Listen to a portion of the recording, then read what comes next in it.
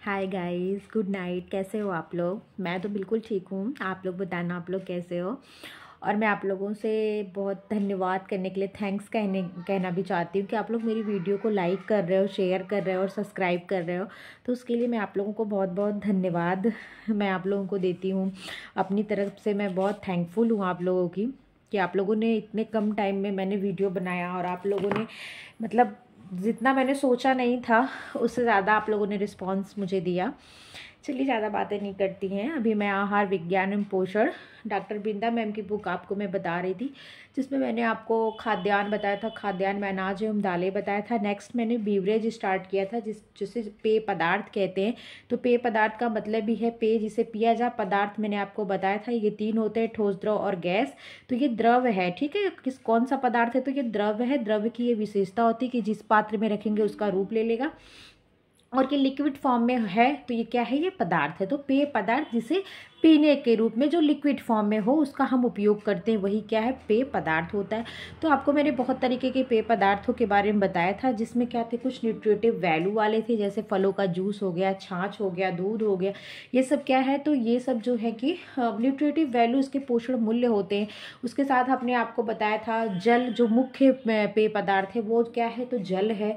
और उसमें से गुणों की उत्पादकता के आधार पे क्या था? तो आपने 4 प्रकार के पेय पदार्थ पढ़े थे, जिसमें से आपने एक कार्बोनेटेड, एक नॉन कार्बोनेटेड, एक फलों से प्राप्त होने वाले और एक अल्कोहलिक पेय पदार्थ, आपने 4 ये देखे थे। तो जिसमें से आपने कार्बोनेटेड जो था उसमें आपने ये देखा था कि क्या होता है, इसमें कार्बन डाइऑक्साइड की मात्रा होती है। इसीलिए कितने प्रतिशत होती है? तो 14.5 ग्राम प्रति लीटर ये कार्बन डाइऑक्साइड होता है, जो कार्बोनेटेड पेय पदार्थ। और होते क्या है? तो इसके अंतर्गत तो कोका कोला हो गया, लिम्का, जितने भी पेय पदार्थ, जिसे क्या होता है, जिसकी कैप, जिसके ढक्कन को आप खोलें तो उसमें क्या हो? सनसनाहट की आवाज़, बुलबुले निकलते हो, उन पेय पदार्थों में आप समझ जाना कि इसमें कार्बन डाइऑक्साइड की मिश्रण है इस पेय पदार्थ में, ठीक है। वही पेय पदार्थ क्या होते हैं? तो उसी पेय पदार्थों को कार्बोनेटेड पेय पदार्थ कहते हैं।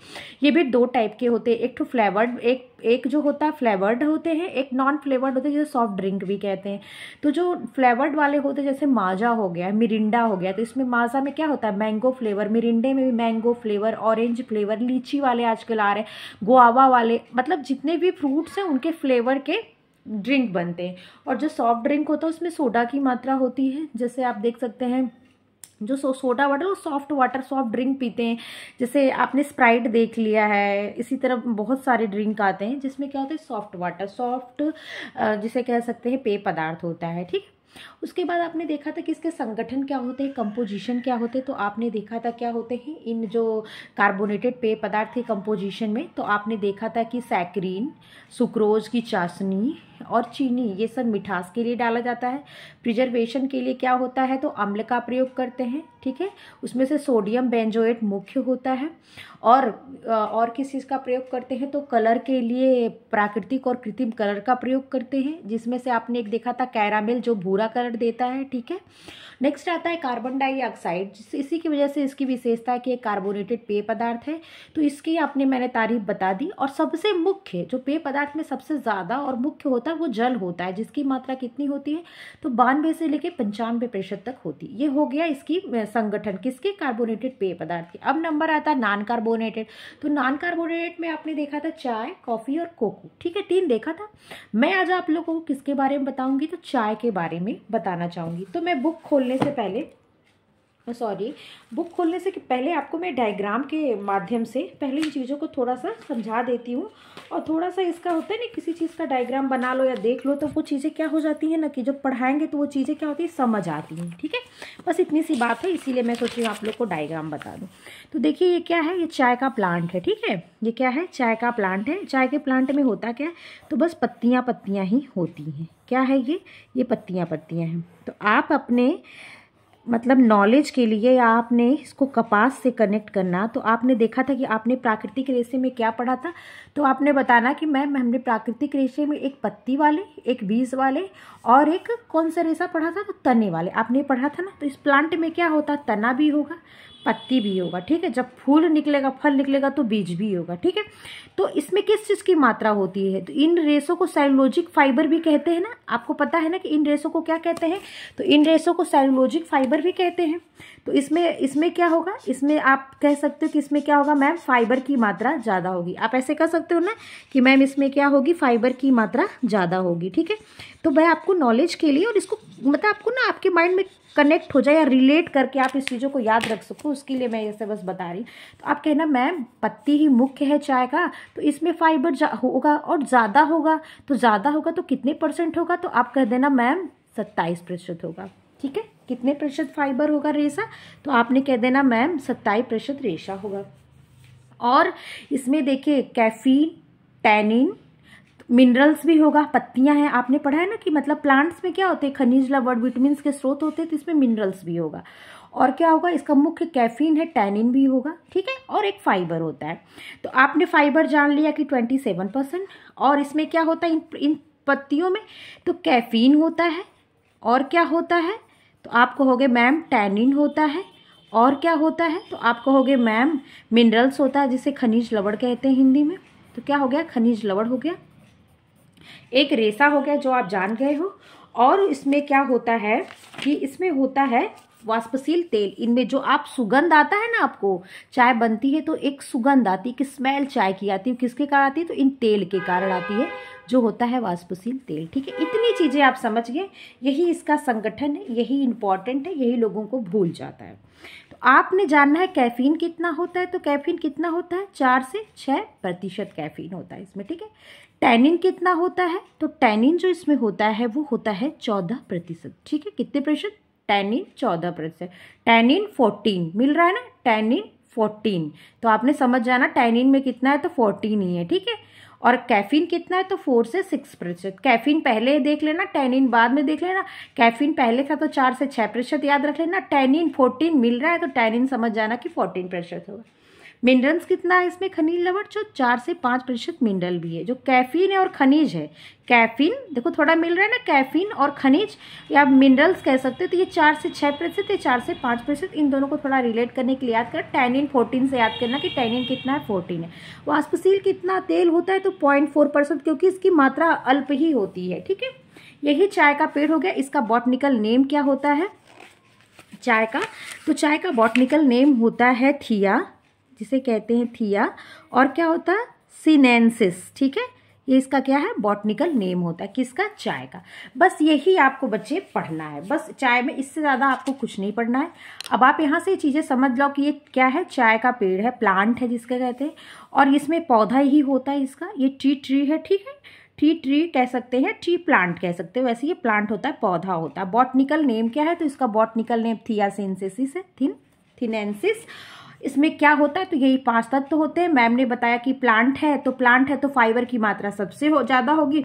तो फाइबर कितना है? रेशा कितना है? तो 27% है।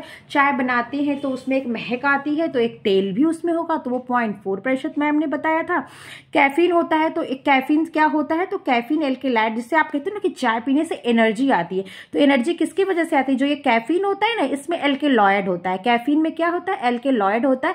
इससे क्या होता है? हमको एनर्जी, स्फूर्ति का काम करता है। कौन? ये कैफीन। किसके कारण? एल्केलॉइड्स के कारण, ठीक है। आपने बोला मैम टैनिन भी बताई थी, तो टैनिन भी होता है। तो टैनिन देखो, अच्छा नहीं, ये टैनिन हानिकारक होता है, ठीक है। टैनिन क्या होता है?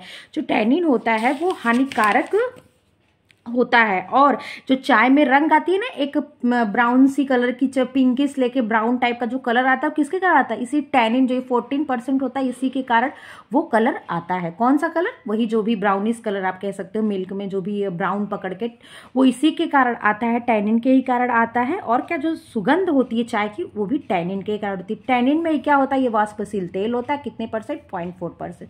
तो ये जो टैनिन होता है ना, वो क्या होता है? ये हार्मफुल है, ये हानिकारक होता है। इसीलिए चाय को क्यों दूध के साथ पिया जाता है? दूध में कैल्शियम होता है। कैल्शियम का जब इसे रिएक्शन होता है तो ये टैनेट में बदल जाता है। और ये क्या होता है? हमारी बॉडी द्वारा अवशोषित ही नहीं होता है। तो इसके जो हार्म है, जो इसके हानिकारक तत्व हैं, वो हमारी बॉडी अवशोषित नहीं करती, जिसका हमको क्या होता है? हमारी बॉडी पे इफेक्ट नहीं पड़ता है। तो हमको स्फूर्ति मिल गई, फाइबर मिल गया, एक अच्छी सी सुगंध मिल गई, हम तरोताजा फील करने लगे। 4 से 5% मिनरल मिल गया। टैनिन ज्यादा 14% है। हाँ मैं इसलिए दूध में मिला दी तो क्या हो गया, वो नुकसान भी हमको नहीं मिला। और इसका बॉटनिकल नेम क्या है, थिया सीनेंसिस। इतनी चीज़ें हम आशा करते हैं आप इस डायग्राम के माध्यम से समझ गए होंगे। चलिए ज़्यादा बातें नहीं करते, आपको बुक दिखा देते हैं।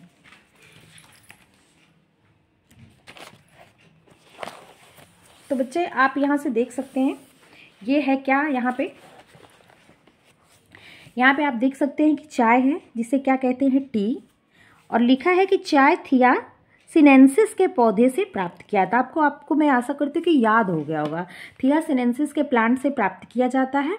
यह पौधे क्या होते हैं, पौधे की पत्तियां होती हैं। ये प्लांट की पत्तियां ही तो थी। मैं आपको अगर थोड़ा सा भी ध्यान होगा तो आपने सोचा होगा कि मैम ने क्या बताया, बस सारी पत्तियों के बारे में ही क्या किया, सारी चीज़ें मैम ने पत्तियों, एक प्लांट बनाया और प्लांट में एक पत्ती को पकड़ा और उसकी सारी क्वालिटी बता दी। तो ये क्या होती है, प्लांट की पत्तियां होती हैं, जिसका प्रयोग क्या करते हैं हम, सुखा करके चाय के रूप में करते हैं। और ये सबसे ज़्यादा कहाँ होती है, तो ये असम, भारत का देखिए क्या होता है, भारत का ये 4 पोर्शन होता है, ठीक है। ये भारत है मान लीजिए, तो भारत का क्या होता है, ये 4 पोर्शन होता है ना, ऐसे करके भारत ऐसे करके क्या होता है, बना होता है। ये आपका उत्तर है क्या, कश्मीर, यही वाला पोर्शन, यहीं पे दार्जिलिंग की पहाड़ियाँ होती हैं। दार्जिलिंग ये उत्तर, दक्षिण, पूरब, पश्चिम, इधर गुजरात आ जाता है, इधर क्या है तो तमिलनाडु, चेन्नई आ जाता है, इधर कश्मीर है।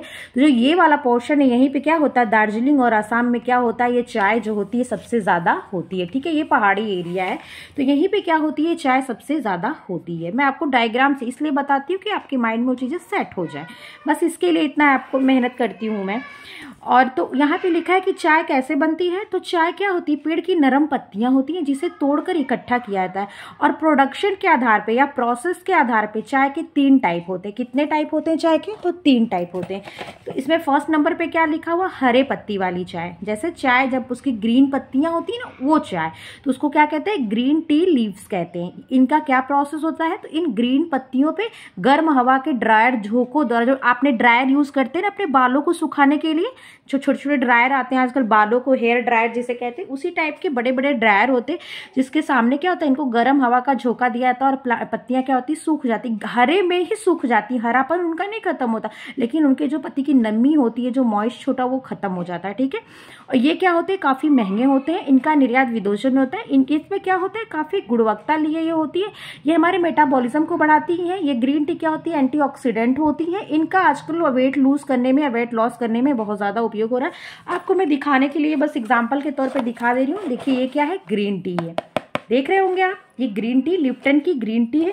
देखिए इस पे क्या हुआ, हरी हरी पत्तियों को दिया है जिसपे प्रोसेस किया गया। तो कौन सा प्रोसेस, गर्म ड्रायर जो है, सॉरी जो है गर्म ब्लो ड्रायर होते हैं, उससे इन पत्तियों को क्या कहते हैं, सुखा दिया था। सुखाने का मतलब ऐसा नहीं कि धूप में रख दो और एकदम सूख जाए, नहीं, बस ये हरी पत्तियों पे कस के गर्म हवा का झोंका देते हैं। तो ये पत्तियां क्या होती हैं, इनके अंदर से बस नमी हट जाती है, इसकी जो ग्रीन क्वालिटी रहती है वो बनी रहती है। और आप देख सकते हैं ऐसे ऐसे क्या होता है, इसके अंदर टी बैग में ये भर दिए जाते हैं, ठीक है। और फिर इसको आप गर्म पानी में डिप करो और इसका आप यूज कर सकते हो। बस यही ग्रीन टी होता है, इसकी क्वालिटी अच्छी होती है, ये आपकी बॉडी को फायदा करता है। इसमें क्या होता है, एंटीऑक्सीडेंट होता है।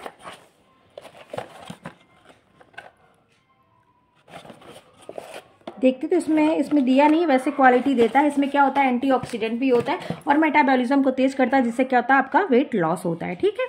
तो आप यहाँ से समझ गए ग्रीन टी क्या होता है। अब नेक्स्ट आता है काली पत्ती वाली चाय, जिसे हम डेली यूज करते हैं दूध के साथ, ठीक है। वही क्या होती है, ब्लैक टी होती है।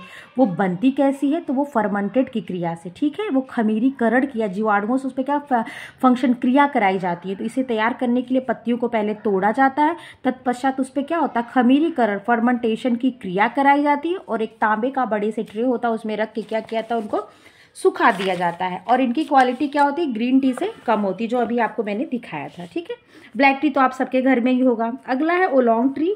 ये क्या होता है, इसमें अर्ध मतलब आधे रूप से इसमें फर्मेंटेशन कराया जाता है। इसकी क्वालिटी क्या होती है, तो ये ग्रीन टी और ब्लैक टी के बीच की क्वालिटी, ये बीच का होता है, ठीक है। ये कैसे तैयार किया जाता है, तो फर्मोसा से तैयार किया जाता है।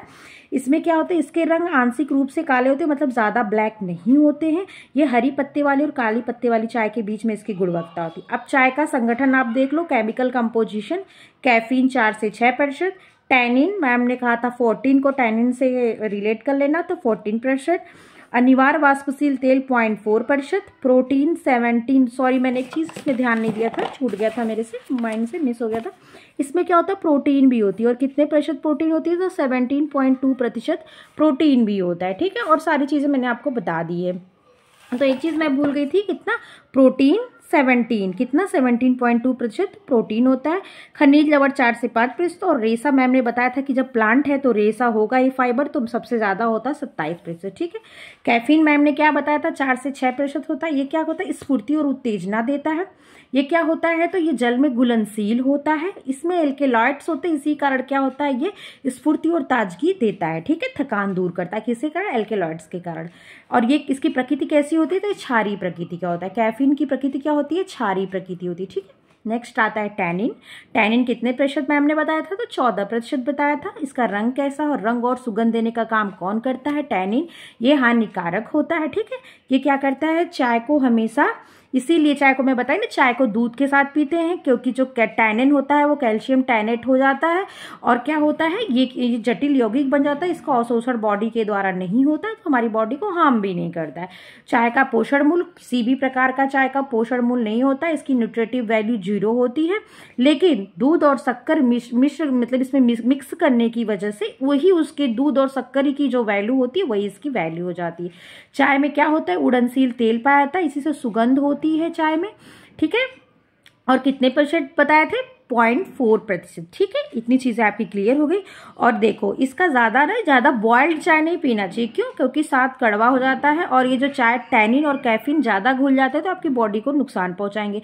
नुकसान में क्या नुकसान करेंगे, तो आपको भूख कम, क्योंकि आपको पाचन संबंधी गड़बड़ी करेंगे, ठीक है। तो उसमें क्या करेंगे, ये भूख कम लगेगी, कब्ज होगी, और सबसे ज़्यादा इसका असर किस पे पड़ेगा, तो आपके नर्वस सिस्टम में पड़ेगा। जब आप बोले ना इसको पीने से क्या होता है, स्फूर्ति आती है, उत्तेजना पड़ती है, तो ये किस पे इफेक्ट डाल रहे थे, ये आपके नर्वस सिस्टम पे इफेक्ट डाल रही थी, इसलिए आपको उत्तेजना आ रही थी और आपको स्फूर्ति फील हो रही थी। तो इसलिए अगर आप इसका ज्यादा प्रयोग करेंगे तो इसी को ये खराब भी करेगा, नर्वस सिस्टम पे ही ज्यादा इसका प्रभाव पड़ेगा, ठीक है। मैं आशा करती हूँ कि आप लोगों को मेरा बताया चाय, मतलब जो भी पॉइंट मैं आप लोग को बता रही हूँ, आप लोग को समझ में आता होगा। अगर आप लोग को समझ में आता है तो आप लोग लाइक, शेयर और सब्सक्राइब कर दिया करिए। मेरी वीडियो आप लोग देख रहे हो, उसको शेयर कर रहे हो, इतना प्यार दे रहे हो इतने कम टाइम में, तो उसके लिए आप लोगों को बहुत धन्यवाद, थैंकफुल, दिल से थैंकफुल, थैंक यू मैं कह रही हूँ आप लोगों को। तब मेरी वीडियो देखने के लिए थैंक यू, टेक केयर।